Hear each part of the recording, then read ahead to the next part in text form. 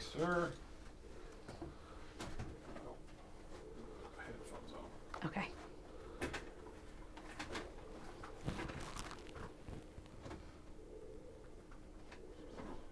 I'll get out of the screen. Sorry. That's okay. I'll get with you to see if we can get some of your footage too, and we'll put your name on the credits. Okay. Mm-hmm.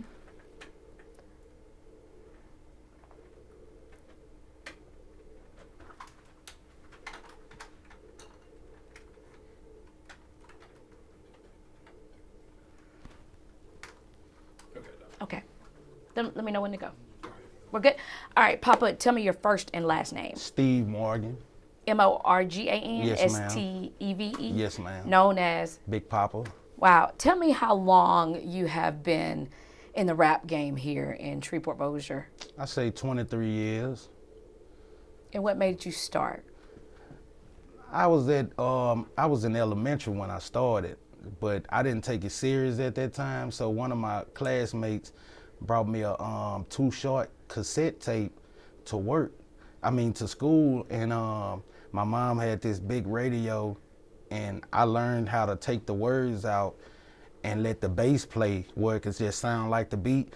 And then I learned how to record on one side and play the tape on one side. So like I said, at that time, I didn't know what I was doing, but I knew I can rhyme. And it's like it went from there, and then our house burnt down. We moved to the Providence house. So on the weekend, I used to go to my cousin's house on Milam Street, and her boyfriend, he can rap. His name James Crutchfield. He used to rap, but he used to beat on his chest, and I used to be like, man, I got to get that down. So every weekend I go over there, he'll show me how to put words together, and I caught on to it, and I just started rapping about the stuff that goes on around me. And my bigger homie, Freeman Palmer, named Flu Flu, he was the first person who took me to the studio and showed me how to write 16 bars. So when I learned how to write 16 bars, I never stopped writing. So it looks like it's a lot that goes into just spitting some words. You are a musical genius. Yes, ma'am. Yeah. Tell me some of the biggest platforms. I mean, everybody, before I even met you, the first time I met you, I heard Poppa, Big Poppa, Poppa, Poppa. Right.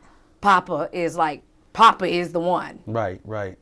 Well, the two biggest platforms I done been on, I done been to the Apollo, I done been to the BET Awards, 2007.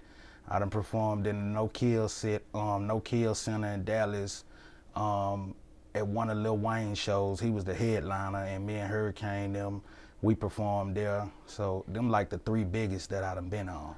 What made you we already talked about the rap, but when 50 Cent said that he was coming up to buy up property, and then he was going to have this Humor and Harmony Festival, what did you think? Did you think, here we go, Shreveport again? Or did you think it was going to be something? I knew it was going to be something because Orville been talking about this like for years. I had already knew what was going to happen. I just didn't know when it was going to happen.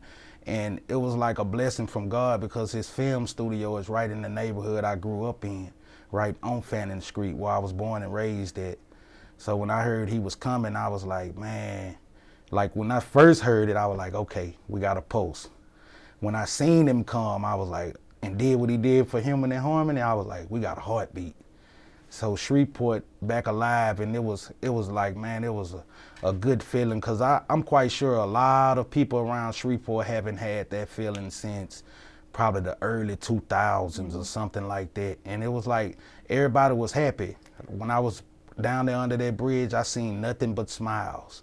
That's another thing I wanted to talk about is typically we are a town where we see crime, we hear crime, but in 4 days of Humor and Harmony, there was no violence. Why is that? No violence, because we had something to do. We had our mind was on excitement. We was having fun. We had a lot of superstars in the city. And we was trying to, get with what was going on. It wasn't no need to have no crime. You know what I'm saying? It was too much going on to think about some crime, And I feel like if we get a lot more entertainment and stuff for the younger kids to do around here, instead of like my dad always told me, out of mind is the devil workshop. So just if they don't have nothing to do, that's all they know. The internet, you know what I'm saying? They just looking, they going off the internet. But if you give them something to do, and it's if you give them something to do and they love to do it, like Orville was like, man, we're gonna bring the film down here, we're gonna get kids, we're gonna go into these different schools, put media classes in there. I feel like that's good. So the rap game was big in the 90s, the late 90s, going into the early 2000s. And then I came in like 2010. So downtown was just fizzling out, right? Right. When you started rapping, it was big, it was huge, and then it just fizzled down. Why is that, and how can we bring it back? It changed, like the music changed. They went to drill rap. What is that? Where you rapping about who you into it with, what y'all problems is. Like the rap game changed. When around 2010 and back, we was having fun. We was partying. You know, we had Cocoa Palace. Back in my days, we had the skating ring. Man, we had the YMCA on Hearn. We had the Municipal Auditorium. Like, we had places to go when we was young. You know what I'm saying? But now it's nowhere for them to go. So music is a big thing in Shreveport. Like, it come from Chicago all the way to Shreveport. And that type of rap, I'm not knocking what they do, but I feel like if they have something else to rap about, like good, positive stuff, it'll be good for them. So you had an opportunity to rap at Humor and Harmony. Yes, What ma'am. was your rap? I rapped all my hits. Oh, your hits. Okay, Yes, okay. ma'am. And so was it on fire? Was it lit? It was. I got a video out, and the caption was, "Let the Ratchet Choir sing for Big Poppa," because I didn't have to say not one word. Like the whole, I'm quite sure it was like 3,000 and some people out there, from the front to the back, was singing every song that I rapped, and I couldn't do nothing but just look, and I thank God for that. When was the last time that many people saw you? Because you've kind of went back into private life a little bit. I know you still do your thing. Right. But when was the last time you were on a stage like that where Shreveport was like Big Poppa? Good Time Road. Okay. Good- The not last this, time? Not this Okay. Good Time Road just passed, but the one before that. Yes, ma'am. So 50 Cent's people reached out to you and said, hey, we want you to be a part of Humor and Harmony. What did that mean for you? At first, he had already told me like he was gonna get me in on some stuff, but Scooter Man Pro from 99.7, he reached out to me. But Orville was like, he mentioned me to Big Ant about like doing something for the locals, and Big Ant put something together for the locals, and man, it was nice. It's a lot, like we got a lot of locals around here that people don't know of, and they got a chance to like let people hear them. And I was going to say, is this different than when you were rapping growing up? Did you not have this chance where some big time entertainment industry came in? Besides, I know when you were like, when Bebe was here and Right. Hurricane and you. Right. But has that happened anytime else? Nah, this different right here. It's a whole different feeling. How so? It's a different feeling. I mean, one time it happened to me with Young Jeezy, and I was supposed to sign to CTE, but I don't know what happened with that, so it didn't fall through. But this right here, like this different, man. It was. I haven't been this happy in a long time. Like I felt like I was in my teenage years that night under that bridge. But I was also happy for all the other guys who rap that haven't had that chance or that exposure to let people see what they do and let them hear their talent, the music, the hard work they put in. Like I was more happy for them than I was for myself. Because music has been your life. Music, my life. What do you say for the people, the negative people who said, oh, they're bringing this festival in, it's going to be negative, it's going to be crime, it's going to be shootings and things like that? People that may not understand rap?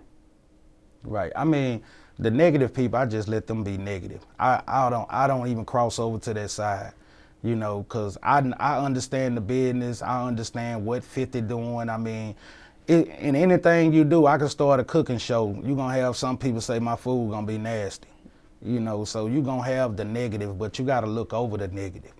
Is there a culture in rap where there's a culture where we understand what you're saying? We understand rap. Right. Yeah, it's a culture in rap. It's a culture in rap. I mean, the rap that I do, I can't do nothing but rap about what I done been through, and I rap about life. You know, that's the only type of rap I do. Like if whatever you hear that I done put on paper, I done been through it. You And know, some of those things would be, mom on drugs, daddy on drugs, staying in the shelter, losing my house at 10 years old, losing everything, family adopted me, giving me clothes, going to the food banks, you know, missing 20, 30 days out of school because I don't have nothing to wear to school. And that's why I try to spread that to the younger kids, because I see a lot of kids going through the same exact thing that I went through. so was rap a way to get out of that, to kind of like not focus on all of that? Yes, ma'am, rap was a way to get out of it. That was my way to get out of it. You know, that was a way for me to provide for my family, do stuff for my kids that wasn't done for me when I was young. So that was a blessing. Okay. Bubba, you have any questions? No, it's Excellent. You did good. Excellent. Yeah.